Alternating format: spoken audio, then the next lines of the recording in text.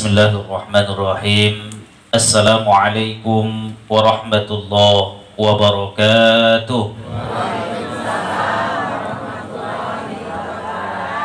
Bismillah, alhamdulillah, wassalatu wassalamu ala sayyidina Muhammad ibn Abdillah wa ala alihi wa sahbihi wa mawalah, amma ba'd.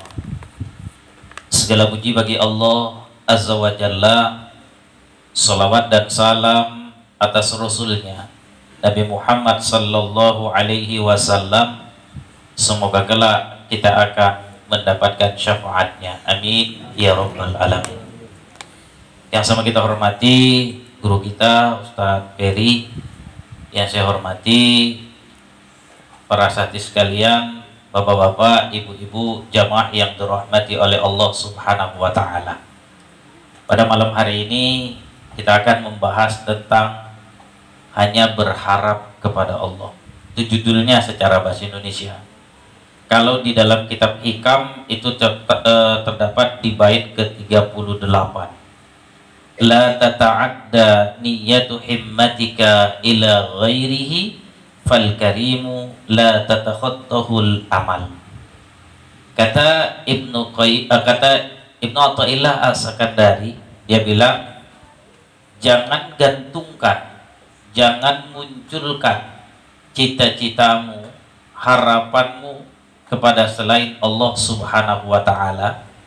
Fal karim artinya Allah yang maha mulia, la tatakhattahul amal, kemuliaannya melebihi dari apa yang kamu cita-citakan. Artinya dalam hidup ini jangan terlalu bergantung kepada makhluk, tapi bergantunglah kepada Allah Subhanahu wa ta'ala. Kenapa ini dimunculkan oleh Ibnu Athaillah As-Sakandari? Jawabannya karena ini bicara tentang tauhid. Kita sering baca la ilaha illallah, tidak ada Tuhan selain Allah. Sering, apalagi habis subuh. Kalau zaman dulu biasanya habis maghrib juga ada. Sekarang masjid udah jarang, tinggal subuhnya aja. Tapi ketika ditanya siapa itu Tuhan, atau apa itu definisi Tuhan, kadang-kadang kita nggak bisa ngejawab. Yang kita tahu Tuhan itu apa? Yang ciptakan langit dan bumi. Kalau adalah orang bisa menciptakan seperti langit dan bumi, bisa jadi kita katakan dia Tuhan. Tapi Tuhan dalam kajian ilmu tauhid adalah istighna'u an kulli ma siwa wabtikaru ilaihi kullu ma siwa. Tidak berhajatnya dia kepada sesuatu apapun, tapi sesuatulah yang berhajat kepadanya. Maka cita-cita kita ini sebagai makhluk yang menyerahkannya kepada Allah Subhanahu wa ta'ala. Ada hal seperti yang tadi itu diceritakan Ustadz Ferry. Dia katanya dapat 1 M dari wakil gubernur. Nah, hajatnya Ustadz Ferry itu bukan siapa itu ya, mulutnya lancip kali misalnya gitu kan. Enggak kayak gitu. Yang dilakukan adalah alhamdulillah, balikkan kepada Allah Subhanahu wa ta'ala. Kenapa? Karena bisa itu jadi doa. Kalau orang belajar ilmu tauhid, agak kencengan gak apa-apa ya.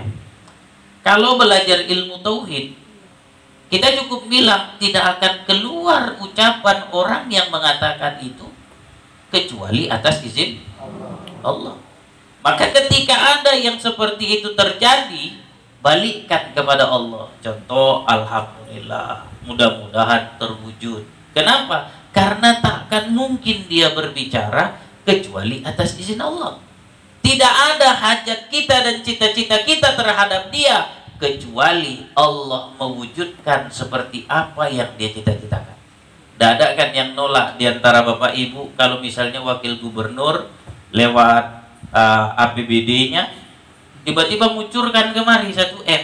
Ustadz Ferry bilang kayaknya nggak segitu Ustadz, dah boleh putus asa. Mungkin saja segitu, mungkin saja lebih. Musim kampanye Bu, jadi mungkin saja lebih. Jadi harap kita kepada Allah. Ustaz, tapi itu kayaknya harap kita kepada makhluk. Ini namanya ikhtiar. Persoalan kejadian atau tidak, itu kita balikkan kepada Allah Subhanahu wa ta'ala. Maka dikatakan oleh pengarang kitab Abdul Majid As-Sardubi, dia bilang la taj'al qasdaka muta'addiyan ila ghairi ta'ala. Jangan gantungkan harapan cita-citamu itu kepada selain Allah. Artinya jangan kita tunggu nih kapan proposal cair ya. Udah dibuat nih, Ustaz, udah kita kirim Ustaz, udah 3 bulan, 4 bulan, gak ada. Itu cakep-cakep aja katanya kan gitu kan. Enggak. Yang tahu itu kapan terjadi dan cairnya misalnya nih, itu hanya Allah. Maka harap kita kepada Allah Subhanahu wa ta'ala. Kalau orang mukmin Bu, begitu dia berusaha, dia iringi dengan amal ibadah. Bukan dia berusaha, habis itu dia lepas. Tidak. Orang mukmin itu dia harus iringi dengan amal ibadah yang lain. Ada kan kayak sini tadi baca Ratibul Hadad. Ada yang lain jenisnya bersolawat. Ada yang lain dengan model baca surah Al-Ikhlas. Kenapa? Karena di balik dari amalan-amalan itu ada ampunan Allah. Rezeki itu datang semuanya sebab dapat ampunan Allah. Rezeki berkah ya. Kalau rezeki umumnya ya, tapi rezeki yang berkah, yang membuat hati kita lapang, rezeki itu mudah datang. Itu semuanya saat kita dapat ampunan Allah Subhanahu wa ta'ala. Tidak ada tujuan dari Ratibul Hadad kecuali mohon dapat ampunan Allah, hajat terwujud. Tidak ada tujuan dari bersolawat kepada Rasulullah selain dapat ampunan Allah. Karena Nabi mengatakan, salawatuka alayya muhafadzaz dzunub. Solawatmu kepadaku itu adalah menghapus dosa. Tidak ada tujuan dari baca surah Al-Ikhlas kecuali dapat ampunan Allah Subhanahu wa ta'ala. Jadi ada kisah menarik, dan ini mungkin bisa dipraktekin dan mudah-mudahan kejadiannya sama ya, polanya kita lakukan dan mudah-mudahan hasilnya sama. Jadi tadi kan cerita nih, kita mau datang Habib malam Rabu depan, nggak ada niat ngumpul-ngumpul kan gitu ya. Artinya boleh ini dipakai gitu ya. Yuk kita baca surah Al-Ikhlas 100 kali. Kira-kira itu nanti ada nggak yang dapat rezeki besar lalu dia bantu kita? Ini boleh dipraktekin. Nah, jadi dalam kitab Al-Mawa'is Al-Usturiyah ada orang punya utang luar biasa banyak. Dia pusing bagaimana cara menyelesaikan utang, tapi dia tidak minta-minta. Dia tidak melakukan sesuatu yang dimurkai oleh Allah. Lalu yang dia lakukan apa? Dia dengar hadis Rasulullah Sallallahu Alaihi Wasallam. Siapa yang merutinkan surah Al-Ikhlas 100 kali, maka hajatnya diwujudkan oleh Allah Subhanahu wa ta'ala. Dia punya utang banyak. Tidak ada jalan buat dia menyelesaikan utang itu kecuali mohon kepada Allah. Kenapa? Karena kita mohon pun sama makhluk, kalau makhluk itu tak punya duit atau dia pelit, tak jadi juga. Tapi kalau Allah kita tempat mohonnya, tidak akan mungkin Allah punya uang terbatas. Takkan mungkin Allah punya karunia terbatas. Allah karunianya maha luas. Jadi dia pahami seperti itu. Setiap hari dia membaca surah Al-Ikhlas 100 kali sambil dia bekerja. Setiap hari dia selalu dapat rezeki melunasi hutang. Tapi agar orang tahu amal ibadah yang dilakukannya, Allah cabut nyawanya saat dia punya hutang tinggal 4 dirham, sedikit lagi. Ibarat orang kita tinggal 400.000, dicabut Allah nyawanya.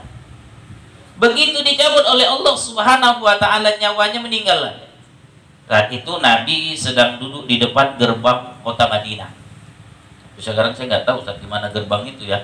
Walaupun kita sering berangkat ke sana, kita nggak tahu gerbangnya di mana, tapi dalam kitab itu diceritakan duduk di depan gerbang pintu kota Madinah. Saat Nabi duduk di situ, lewat jenazah. Begitu lewat jenazah, ditanya sama Nabi, itu jenazah siapa? Jenazah si Anu ya Rasulullah. Ada hutangnya. Lalu orang bilang, ada ya Rasul, 4 dirham. Oh, kata Rasul, kalau gitu kalian aja lah yang nyolatkan, aku ndak. Nabi bukan nggak mau menyolatkan, itu biasanya orang berhutang ada tanda cintanya dengan dunia. Jadi Nabi tidak suka kita cinta dengan dunia. Jadi kata Nabi, kalian aja lah yang nyolatkan. Lalu ketika itu para sahabat nyolatkan. Begitu sahabat mau berangkat ke tempat sholat bawah, tiba-tiba malaikat Jibril datang. Ya Muhammad, ada salam dari Allah Subhanahu wa Ta'ala. Itu kan kalau belajar tauhid, sholawat dan salam maknanya adalah rahmat Allah. Artinya ada kasih sayang Allah yang diberikan kepada. Waalaikumsalam, dijawab sama Nabi. Ketika dijawab oleh Rasulullah SAW, malaikat Jibril bilang, ya Muhammad, Allah nyuruh kau nyolati jenazah yang baru lewat tadi. Loh, Nabi bilang, Jibril, informasi dari masyarakat, dia itu punya hutang. Aku kan tidak boleh nyolatin orang yang berhutang. Lalu kata malaikat Jibril, tadi aku disuruh Allah untuk bayar hutangnya dia. Loh, kok bisa kayak gitu? Lalu kata malaikat Jibril, tidak ada yang dia lakukan setiap hari kecuali dia membaca surah Al-Ikhlas 100 kali sambil dia bekerja. Allah suka dengan surah Al-Ikhlas yang dia baca, lalu Allah suruh aku untuk melunasi hutang. Muhammad, sila pergi sana sholatkan dia dan sampaikan kepada orang yang menyolatkannya. Ketika mereka menyolatkan jenazah itu, diampuni Allah segala dosa-dosa mereka. Nah, artinya kita ini diajarkan lewat kisah ini. Kita punya hajat jangan sekedar memikirkan ini ngajuin usaha, udah. Habis itu tidak ada amalia, harus kita iringi dengan amalia kita. Apa itu?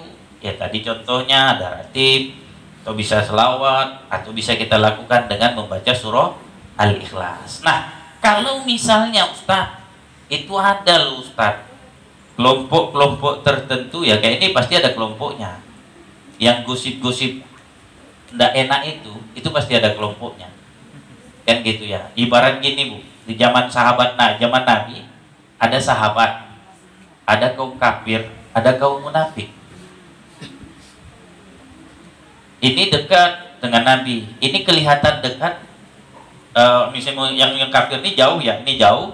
Ada satu lagi yang munafik, kumpul-kumpul dia dekat, tapi kalau udah jauh dia macam musuh. Dapat sekian, misalnya kayak tadi itu kan. Nah, bagaimana caranya kita merubah orang seperti itu? Gak ada salahnya lewat surah Al-Ikhlas. Kita sholat, kita baca surah Al-Ikhlas, berharap kepada Allah agar dia diberikan petunjuk. Harapan kita kepada Allah, jangan kita cari tahu. Tidak ada guna Bu. Oh si Anu rupanya. Habis itu kita sebarkan, si Anu rupanya tukang fitnah Bu. Oh si Anu rupanya tukang fitnah pesantren kita katanya. Akhirnya ini akan jadi perang. Tapi biarkan Allah yang merubahnya. Lewat apa? Lewat amaliyah yang kita lakukan. Kalaupun kita musuhi dia, belum tentu nanti dia balik ke jalan yang benar. Karena yang menentukan seorang balik ke jalan yang benar itu hanya Allah. Allah yang bilang, innaka lan tahdi man ahbabta walakinnallaha yahdi man yasha. Kau tidak dapat menunjuki siapa yang kau inginkan, tetapi Allah menunjuki siapa yang Dia mau. Kita akan berharap kalaupun ada orang yang tidak suka dengan pesantren, kita masih tetap berharap dia balik hatinya jadi cinta dengan pesantren.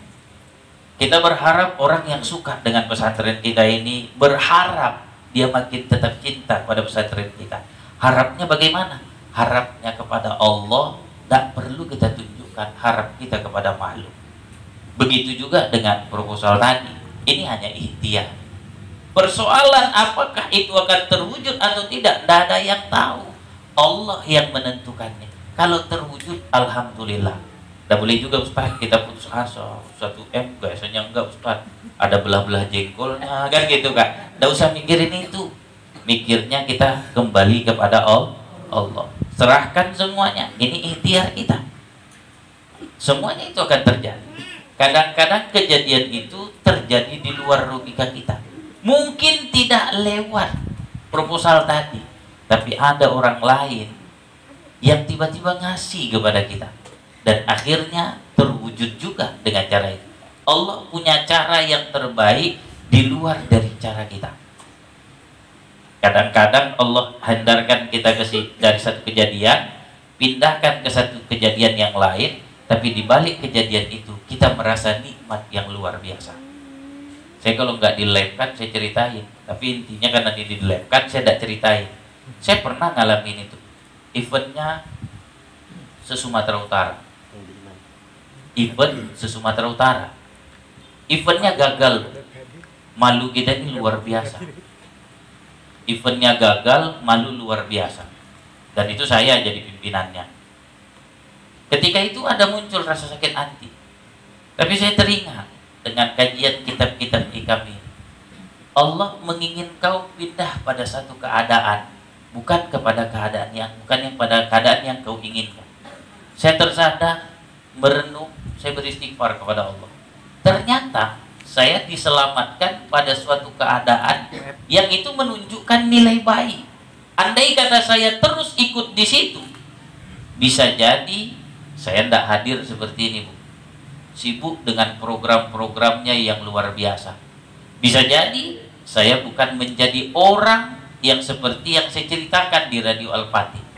Saya merenung, ternyata Allah itu sayang dengan saya. Ibu kalau dengar saya di Radio Al-Fatih kan, Ustaz ini luar biasa kan gitu. Tapi ternyata godaan itu besar juga datang. Jadi saya merasa waktu gagal itu sempat merenung lama gitu ya. Kita sudah siapkan luar biasa, hasilnya tidak maksimal, yang dicita-citakan tidak terwujud. Sempatlah bahasa kita ini manusiawinya ada rasa emosinya gitu. Tapi kitab ini ya, hikam ini yang saya baca. Ketika saya baca, ternyata Allah waktu buka langsung ketemu hikmahnya. Oh ternyata Allah Subhanahu wa ta'ala tidak menginginkan kejadian itu terjadi. Yang Allah inginkan kejadian lain, tapi kita makin dekat dengan Allah Subhanahu wa ta'ala. Saya bukan merasa diri saya dekat dengan Allah, cuman artinya dipertimbangkan. Mempertimbangkan kejadian itu adalah suatu hal yang wajib buat kita. Kenapa? Karena kita bisa melihat kapan kita dekat dengan Allah dan kapan kita tidak dekat dengan Allah. Nah artinya hari ini saya mengajak kita semua, harap kita hanya kepada Allah. Sama juga dengan kelompok tadi, barangkali nanti ada kelompok pecah-pecah, itu biasa. Saat membangun semuanya sama, tapi saat sudah jadi itu akan ada kelompok-kelompok yang berbeda. Semacam Rasulullah ketika membangun Islam itu kompak luar biasa sahabat ini. Tapi begitu sudah jadi, mulai ada kaum-kaum yang jadi munafik kan gitu kan, ada yang meniru Nabi dan sebagainya lah, menjadi penebar fitnah. Jadi pola-pola kehidupan Rasul itu layak kita pelajari. Kita lihat kehidupan Nabi. Oh, Nabi aja ada kok orang yang syirik. Bukan syirik keluar agama ya. Yang sudah ada orang iri, orang usil sama Nabi, ada kok. Apalagi sekelas kita. Nah kalau ada orang yang usil, yang jahat, yang tidak suka dengan kita, itu bukan kita lawan, bukan. Kita balikkan kepada Allah. Kenapa? Karena tidak akan muncul kejadian itu kecuali atas izin. Sederhana kan? Balikkan itu kepada Allah. Maka dikatakan fal karim la tatakhattuhu amalul mu'ammili. Artinya karunia Allah itu lebih dari sekedar apa yang kita cita-citakan. Maka tidak boleh kita jauh dari Allah Subhanahu wa ta'ala. Kita berharap, kita ingat, berharap terbaik itu sama Allah. Kenapa? Karena Allah iza wa'ada wafa. Kalau dia berjanji pasti ditepatinya. Lalu bilang, Ustaz, katanya Allah kalau berdoa, doa kita diijabah. Saya udah capek berdoa. dan juga diijabah oleh Allah Subhanahu wa taala. Yakinkah kita? Doa kita belum dijawab. Jangan-jangan doa kita nanti akan diijabah sesuai dengan waktunya. Allah itu punya sifat ilmu. Ilmunya Allah meliputi segalanya. Kalau ilmunya kita terbatas, Bu. Ibu masak nasi goreng. Oh, mungkin cara nasi goreng saya yang tahunya ya bumbunya dulu, habis itu baru masuk nasinya. Ternyata ilmu nasi goreng juga banyak. Ada yang pakai bumbunya aja, yang bumbu saset. Ada orang model diaduk-aduk, nasinya dulu dengan bumbunya, baru kemudian dia goreng. Nah, artinya ini diajarkan kepada kita. Ilmu manusia aja begitu banyaknya, apalagi ilmunya Allah. Maka jangan pernah kita putus asa terhadap doa yang kita mohonkan. Jangan pernah kita putus asa terhadap amal yang sudah kita lakukan. Jangan pernah putus asa terhadap usaha yang sudah kita lakukan. Percayalah bahwa Allah memberikan yang terbaik dalam kehidupan kita. Kenapa? Karena dikatakan Rabbana ma khalaqta hadza batila. Tidak ada yang batil yang diciptakan oleh Allah. Kalau kita sudah satu keyakinan menyatakan bahwa tidak ada yang batil diciptakan Allah, termasuk yang gosipin tadi. Saya mau tanya, yang gosipin itu Allah nggak inciptain? Allah. Yang ngizinin mulutnya lancip itu Allah atau enggak? Allah. Yang ngejelasin cakap-cakap luar biasa lebih panjang kali lebar itu Allah enggak? Allah. Maka wajar kalau itu terjadi dalam kehidupan kita. Kenapa? Karena itu adalah ujian Allah. Belajar tasawuf itu, Bu, konsep dasarnya harus mantap sebenarnya tauhidnya. Tauhid itu tujuannya apa? Membentuk orang jadi orang beriman. Yang karakter orang beriman itu tidak keluar dari 3. Saya paling suka menceritakan ini dan sering diajak kawan-kawan saya. Kayak Pak Asbahtum kata orang itu kan. Karena Nabi pernah bertanya pagi-pagi sama sahabat, bagaimana kabar kalian pagi ini? Lalu para sahabat menjawab, asbahna bimu'minina billah ya Rasulullah. Kabar kami ya Rasul, kami beriman kepada Allah. Wa ma'alamatu imanikum, apa tanda iman kamu? Para sahabat menjawab, nasbiru alal bala wa nashkuru alal raha wa nardu biqadaillah. Kami sabar saat diuji oleh Allah, kami bersyukur saat diberi kenikmatan oleh Allah, dan kami ridho dengan apa yang telah ditetapkan Allah. Inilah hasil orang bertauhid. Kalau dia sudah hasil orang bertauhid dengan 3 ini, muncullah akhlaknya. Bertasawuflah dia, putihlah jalan kehidupan. Putih itu kan lambang baik kata Ustaz Ferry. Walaupun saya masih ada coklat-coklatnya, Bu. Ada hitamnya Ustaz Ferry, putih betulan dia kan gitu. Nah, jadi gambarannya orang bertasawuf itu pasti bisa 3 ini. Bisa sabar saat diuji oleh Allah, bisa bersyukur, bisa ridho. Apapun yang terjadi, pandanglah dengan ketiga ini. Tidak baik orang sama kita, ya kita sabar. Tapi kita tetap bersyukur. Ternyata yang gak suka itu cuma sedikit. Masih ada kok yang suka sama kita. Wanar tu biqadaillah, ya kita dituntut untuk ridho. Ridhonya di mana Ustaz? Ridho bahwa itu terjadi agar kita melihat warna dalam hidup ini. Kalau semuanya baik, dan Nabi aja kayak gitu, siapa lagi kita? Coba Nabi itu kurang apa dekatnya dengan Allah? Tapi tetap ada yang benci luar biasa, ada orang kafir. Ada muka yang bermuka 2, depan Nabi bagus, di belakang Nabi luar biasa. Nah, jadi dalam membangun segala hal, termasuk membangun pesantren ini, janganlah berharap kepada makhluk, tapi berharaplah kepada Allah. Ustadz, proposal itu bukan berharap kepada makhluk, itu hanyalah ikhtiar. Kalau Allah ridho, jadi itu proposal. Kalau Allah nggak ridho, jangan bersedih hati. Kenapa? Karena Allah punya kehendak baik di dalam itu. Meski dia udah datang kemari, ya kan? Datang dia kemari, nyampaikan dia kata sambutan. berjanji begini dan begitu. Itulah janji manusia.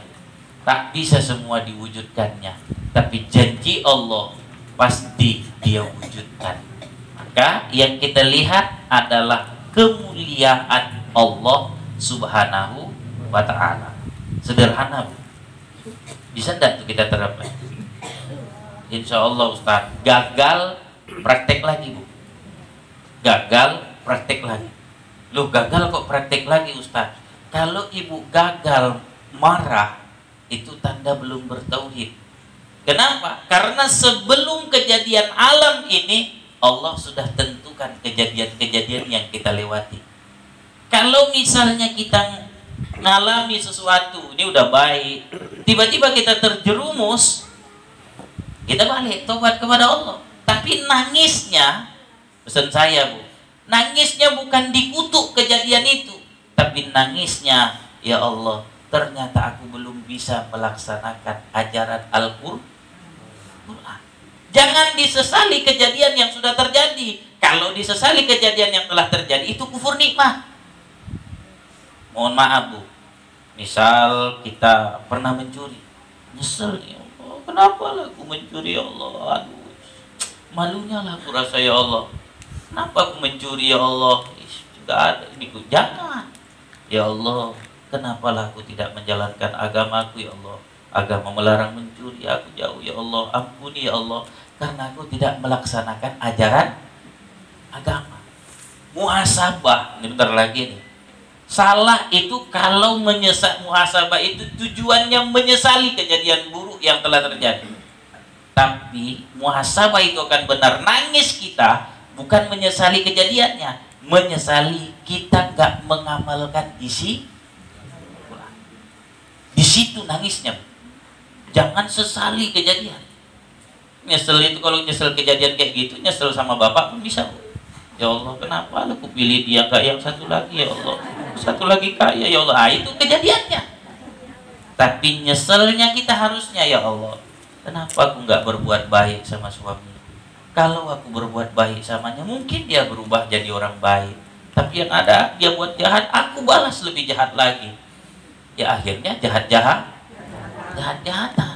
Sederhana dia, Bu, agama itu. Yang salah konsep kita aja.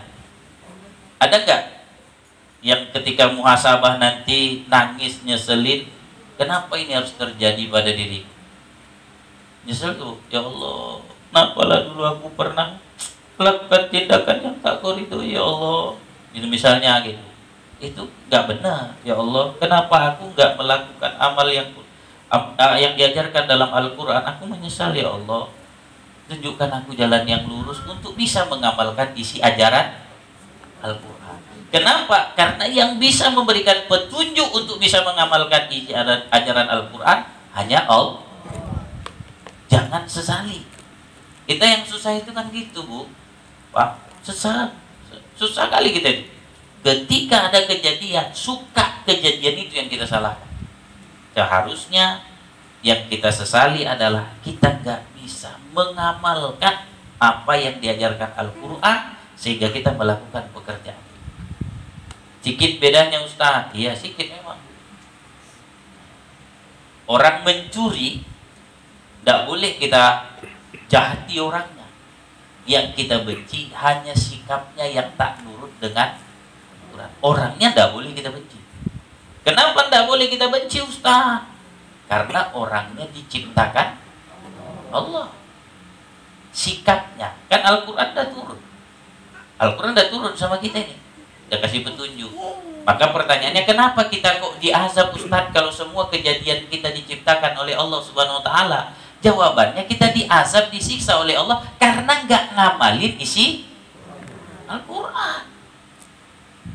Bukan karena ini aku mencuri, karena mencuri, bukan. Karena nggak ngamalin isi Al-Quran. Al-Quran melarang mencuri, datang kita mencuri, berarti kita tidak mengamalkan isi Oke, otomatislah kita menjadi orang yang bersalah. Nah, inilah konsepnya. Maka sama, ketika berharap, jangan pandang berharap kepada makhluk, tapi berharaplah kepada Allah. Kalaupun ada ikhtiar kita yang berurusan dengan makhluk, pahami, ini hanya sebatas ikhtiar. Kejadian setelah ikhtiar ini, Allah yang menentukan. Kalau Allah ridho, ikhtiar ini berbuah baik. Kalau Allah tidak ridho, ikhtiar ini tidak berbuah baik di sini, tapi berbuah baik dengan jalan yang lain. Itu dia. Pandai nggak kita gaya itu? Pandai? Insya Allah. Itu yang harus muncul. Saya kalau ada orang ini apa namanya mau konsul rumah tangga, jadi ustadz di radio sama kayak Seperi juga barangkali, tapi mungkin nggak tahu saya apakah langsung to the point ataukah main kayak saya. Saya kalau misalnya ustadz saya mau konsultasi, saya tanya masalah apa, masalah keluarga ustadz, WA kan aja dulu. Kenapa? Supaya saya bisa melihat ini letak salahnya di mana. Kalau pakai cakap, ya Allah, kadang-kadang nangis-nangis ibu itu awak pun bingung. Bapak tuh ngamuk-ngamuk, awak pun bingung. Tapi begitu dibaca, kita bisa mengajaknya untuk kembali kepada Allah. Jadi ada yang kemarin hampir cerai gitu ya. Saya bilang, seorang ibu, WA-kan saja dulu bu, saya bilang di WA-nya. Suami saya begini Ustaz, dia nggak kasih nafkah. Tahunya begitu ada duit, dia mau investasi. Hasilnya tak kemana katanya kan gitu. Investasi aja yang ada katanya. Lalu saya bilang, jadi mau ngapain? Ya saya mau minta pisah katanya. Gak kasih nafkah, buat apa lagi hidup? Saya bilang, ibu coba pikirkan, apakah suami itu didatangkan atas izin Allah atau tidak? Atas izin Allah Ustaz katanya. Terus ketika suami itu atas izin Allah Subhanahu wa ta'ala, berarti suami itu ladang pahala gak? Ladang pahala katanya. Ketika ibu memahami ini sebagai ladang pahala, mestinya dia diubah jadi baik, saya bilang. Gak dikasih nafkah oleh suami, berarti ibu yang ngasih nafkah untuk keluarga. Ada peluang pahala lebih besar ketimbang ibu sedekah sama orang, itu dipuji-puji orang luar biasa, naik kuping sebelah. Tapi kalau ibu ngasih sama keluarga, gak ada dipuji orang, disitulah nilai ikhlasnya. Suami ibu, walaupun dia nggak baik, ibu masih selamat. Ketimbang ada orang, dia harus berpisah dengan suaminya. Itu nasib kalau berpisah dengan suami bukan enak bu. Ibu ketemu sama laki-laki, dikira orang ibu yang gatal. Akhirnya dia berubah. Saya bilang, jadi bagaimana saya dengan suami saya Ustaz? Sebelum dengan suami, munajat dulu sama Allah. Ya Allah, kalau suamiku ini baik, bukakan jalanku untuk dekat dengan suami. Kalau suamiku ini ternyata memang tidak baik denganku, berikan aku jalan keluar terbaik. Ternyata suaminya dijadikan baik, dia dibuat jalan untuk bisa berbaikan dengan suaminya, dan sekarang rumah tangganya akur. Begitu rumah tangganya akur, ucapnya cuma Ustaz, terima kasih Ustaz atas sarannya, gitu aja Ustaz. Tidak lebih dari itu, cuma bilang gitu aja. Jadi artinya saya ngajak orang kalau dia misalnya berumah tangga, saya bilang WA saja dulu. Kenapa? Karena tidak ada solusi dalam hidup ini kecuali dengan kembali kepada Allah. Kalau bahasa kita dengan bertauhid. Persoalan apapun itu balikkan kepada Allah. Kenapa? Karena kita meyakini innallaha ala kulli syai'in qadir, innallaha khaliqu kulli syai'. Kata guru saya, kata syai'un itu adalah nakiro paling nakiro, umum paling umum. Sesuatu itu apa? Ya segala sesuatu lah yang ada di muka bumi ini. Semuanya Allah yang menciptakan. Jadi balikkan semuanya kepada Allah. Apapun itu, mau yang buruk, mau yang baik, semua balikkan kepada Allah. Tadi di masjid sebelumnya saya sampaikan, pujian itu tidak ada yang urusannya sama makhluk. Pujian itu balikkan semuanya kepada Allah. Kalaupun ada berurusan dengan manusia, pandanglah ini hanya mengamalkan hadis Nabi. Man lam yashkurin nas, lam yashkurillah.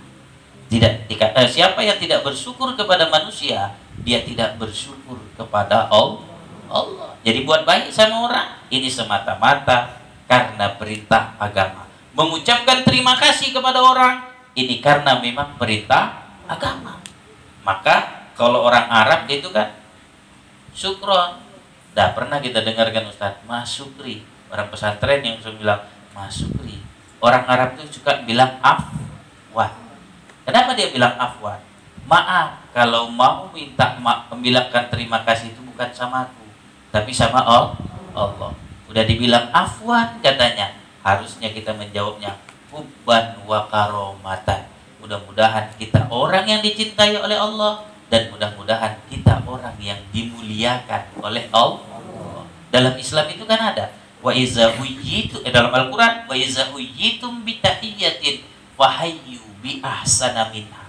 Apabila kamu diberikan penghormatan oleh orang lain, balaslah penghormatan itu dengan yang setimpal atau yang lebihnya. Maka dalam Islam selalu kan balas-balasan. Bersin orang, alhamdulillah. Jawab lagi, yarhamukallah. Baru yahdikumullah. Kan balas-balasan kan. Nah kita makasih, jawaban di Indonesia sama-sama. Kalau teorinya orang Arab enggak. Sukron, afwan, baru dibalas lagi hubban wa karomatan. Artinya semoga sama-sama kita dicintai oleh Allah, sama-sama kita dimuliakan oleh Allah. Kenapa? Karena ngamalkan hadis Nabi, malam yashkurillah, malam yashkurin nas, lam yashkurillah. Siapa yang tidak pintar bersyukur pada manusia, maka dia tidak dikatakan bersyukur kepada Allah. Sekali lagi saya mengajak kita semua, bukan saya ini udah semata-mata sama Allah, enggak. Saya juga tetap sama seperti ibu, sama seperti bapak, tetap berhajatnya kepada Allah. Ikhtiar ada, ada, itu wajib. Tapi hasilnya jangan dilihat. Hasilnya biar Allah yang menentukan. Biar Allah yang menentukan. Ini ikhtiar kita. Nanti udah serahkan aja sama Allah, bukan gitu maksudnya. Habis berikhtiar, kita munajat kepada Allah. Ikhtiar lagi, munajat kepada Allah. Sebab kita tidak tahu usaha yang mana yang Allah ridhoi, yang menghasilkan buat kita. Tidak tahu. Gak ada yang tahu. Gak ada yang tahu. Ceramah saya kayak gini, ini mungkin cocok di sini. Tapi kalau saya bawa di satu tempat, belum tentu cocok. Kenapa? Karena yang menentukan enak didengar atau tidak itu adalah Allah. Ustaz Ferry sebagai ustaz yang lain pasti punya pengalaman itu. Bahannya sama, nyampaikan di sini, semangat luar biasa. Nyampaikan di sana, diam aja. Apa yang salah? Yang salah kita. Yang bisa membuat orang itu terima dengan baik apa yang kita sampaikan, itu adalah Allah. Ketika orang nggak bisa menerima baik dengan apa yang kita sampaikan, itu semua juga atas izin Allah. Jadi tidak boleh kita sombong di muka bumi ini. Itu maksudnya. Tidak boleh kita merasa hebat di muka bumi ini. Tetaplah kita berharap kepada Allah Subhanahu wa ta'ala. Maka dikatakan fa inna zal himmatil aliyah ya'nufu min rabbi hawadihi ila ghairi karim. Sungguh aneh katanya orang yang punya hajat tinggi kepada Allah tapi berhajatnya kepada makhluk. Wala karimun alal haqiqah illa rabbil alamin. Tidak ada yang mulia di muka bumi ini secara hakikatnya kecuali Allah, Tuhan semesta alam. Tidak ada yang bisa mewujudkan kejadian di muka bumi ini kecuali Allah Subhanahu wa ta'ala. Tidak ada yang bisa memberikan 1 M kecuali Allah Subhanahu wa ta'ala. Kalaupun itu tangan wakil gubernur, jangan dipandang dari tangan wakil gubernur, pandanglah dari Allah Subhanahu wa ta'ala yang Allah kirimkan dia kemari, lalu dia bantu pembangunan pesantren. Yang jelas jangan jadi orang yang setelah dia bantu akhirnya kita jadi hambanya. Itu tidak benar. Tetaplah kita memandangnya sebagai hambanya Allah. Kalaupun kita misalnya menghormatinya, hormati dia sebagai hamba Allah. Kita muliakan dia, Ustaz. Iya, kenapa? Karena memang suruhan agama. Pemimpin itu memang harus dihormati, jangan ditentang. Mudah-mudahan gak ada di sini yang lebaran hari Sabtu kan, Bu? Itu nentang pemimpin itu. Pemimpin tentukan hari Minggu, lebaran hajinya. Ya sudah, kita ngikut. Persoalan Ustaz, saya beda paham dengan dia, Ustaz, beda politik, suka naik-naikkan harga minyak misalnya gitu. Nggak usah kita pikirkan itu. Kita mikirnya yang menentukan itu adalah orang alim. Hanya yang bisa menyampaikannya adalah pemerintah. Pemerintahnya siapa? Yaitu, ya udah kita terima. Pemerintahnya sendiri pun mohon maaf, andai kata Menteri Agama disuruh ngecek udah wujud hilal atau enggak, dia pun nggak ngerti. Saya aja nggak ngerti kayak mana bentuk hilal itu, nggak tahu saya. Yang saya serahkan ya kepada yang ahlinya. Biarkan ahlinya neliti. Oh belum, sudah kita ngikut lah. Kan nggak mungkin ibu mau pesan nasi goreng, mau ibu juga yang goreng kan nggak mungkin kan? Ya udah ibu serahin aja. Saya pesan nasi goreng, ya udah kita terima duduk manis. Mau kurang garam, mau nggak garam, yang penting wajib ya, kan gitu kan, sama. Di negara Indonesia ya kita wajib ngikut. Oh Arab Saudi udah ya pindah aja ke sana. Ya Ustaz ya. Oh nggak berangkat haji dia. Nanti kena haji furoda ngerepet lagi ya kan Ustaz. Nah, jadi begitulah dia kehidupan kita di dunia ini. Jangan pernah lupakan dengan Allah. Kalaupun ada hal-hal yang buruk yang kita lihat, itu adalah Allah yang ciptai. Bagaimana itu bisa menjadi peluang pahala untuk kita. Jadi ada caranya kan, lewat didoakan, lewat dibacakan surah Al-Ikhlas. Surah Al-Ikhlas itu aja kalau rutin kita, Nabi bilang itu wajabat lahul jannah. Orang yang rutin baca surah Al-Ikhlas itu dia berhak dapat surganya Allah. Luar biasa. Saya paling senang itu ngaji-ngaji kayak gitu tuh kan. Saya praktekin gitu ya, walaupun saya nggak tahu apakah nanti akhirnya seperti apa, tapi saya tiru itu. Jadi tapi ini tidak sesuai dengan mazhab Syafi'i ya, karena dia mazhab Maliki itu. Ada seorang sahabat ya, diceritakan di dalam kitab Al-Jami' li Ahkamil Quran. Jam berapa saya? Masih boleh kan? Jadi dalam kitab Al-Jami' li Ahkamil Quran ada seorang sahabat mendengar Nabi mengatakan, siapa yang membaca surah Al-Ikhlas maka dia berhak masuk ke dalam surga. Suka dia dengan surah Al-Ikhlas tadi. Tiba-tiba dia ditunjuk sama Nabi jadi imam di suatu daerah jauh lah daerahnya dari Nabi. Jadi imam dia. Begitu siap dia sholat, setiap dia baca Al-Fatihah, waladhdallin amin, dia baca surah Al-Ikhlas dulu, baru dia lanjut baca surah yang lain. Jadi masyarakat yang ketika itu jadi makmumnya heran. Kadang-kadang didengar orang tuh di rakaat ketiga dan rakaat keempat juga pakai itu, baca surah Al-Ikhlas. Karena gunjing ribut kayak tadi Ustaz, akhirnya yang ribut tadi itu datang ngadep Rasul. Dia bilang, ya Rasul, imam yang kau pilihkan itu agak aneh ikut ya Rasul. Siap habis baca surah Al-Fatihah, baca surah Al-Ikhlas, baru dia lanjut baca surah yang lain. Itu kayak mana ya Rasul? Udah kami bilang, kenapa harus baca itu? Dia jawabnya cuma sederhana, kalau mau ikut saya silahkan, kalau enggak apa-apa. Ekstrim imamnya kan gitu. Jadi kayak mana itu ya Rasul? Oke lah, nanti aku datang ke sana. Jadi Rasul datanglah. Ketika Rasul datang ditanya sama Rasul, Imam, laporan dari masyarakat sekitar, setiap kali kau baca surah Al-Ikhlas, setiap kali kau baca surah Al-Fatihah, kau baca surah Al-Ikhlas, baru kau baca surah atau ayat yang lain. Apakah itu betul? Betul ya Rasul. Kenapa kau lakukan itu walaupun masyarakatmu protes? Dia jawab, ya Rasulullah, aku pernah mendengar kau bilang siapa yang suka dengan surah Al-Ikhlas maka dia berhak masuk ke dalam surganya Allah. Aku cinta dengan surah Al-Ikhlas itu. Maka dalam setiap sholatku, baik aku jadi imam ataupun tidak jadi imam, itu ku bawa ya Rasul, karena aku cinta dengan surah Al-Ikhlas. Apa kata Rasul? Kalau gitu cocoklah kau jadi penghuni surga. Berhak kau masuk ke dalam surga. Sederhana. Ada di antara kita ini yang gak hafal surah Al-Ikhlas? Saya rasa tidak ada. Kita mau cari surga tapi jauh-jauh, itu aja yang dekat itu. Surah Al-Ikhlas dari kecil lewat diajarin, tapi jarang awak amalkan, dipraktekkan. Nah, cuman kalau kita jadi imam Ustaz jangan dipraktekkan kalau masyarakatnya tidak paham. Nanti itu jadi fitnah. Tapi kalau sholat sendiri boleh Ustaz, boleh. Ngamalkan orang yang sudah dapat janji dari Rasul masuk ke dalam surga. Mudah-mudahan ngikut torikohnya, ngikut jalannya, Allah pun ridho kita dimasukkan ke dalam surga.